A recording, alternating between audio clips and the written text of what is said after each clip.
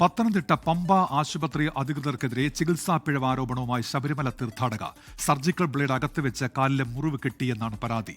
നെടുമ്പാശ്ശേരി സ്വദേശി പ്രീതയാണ് ഡിഎംഒയ്ക്ക് പരാതി നൽകിയത്. തിരുവാഭരണ ഘോഷയാത്രയ്ക്കൊപ്പം നടന്നാണ് പ്രീത പമ്പയിലെത്തിയത്. കാലിന്റെ അടിഭാഗത്ത് ചില മുറിവുകൾ കണ്ടതോടെ പമ്പ ആശുപത്രിയിൽ പ്രവേശിച്ചു. മുറിവ് കെട്ടിവെക്കാനെത്തിയ നഴ്സിംഗ് അസിസ്റ്റന്റ് പക്ഷേ കയ്യിലിരുന്ന സർജിക്കൽ ബ്ലേഡ് കൂടി മുറിവിനൊപ്പം വെച്ച് കെട്ടി. തിരികെ വീട്ടിലെത്തി അസ്വസ്ഥത അനുഭവപ്പെട്ടതോടെ പരിശോധിച്ചപ്പോഴാണ് ബ്ലേഡ് കണ്ടെത്തിയത്.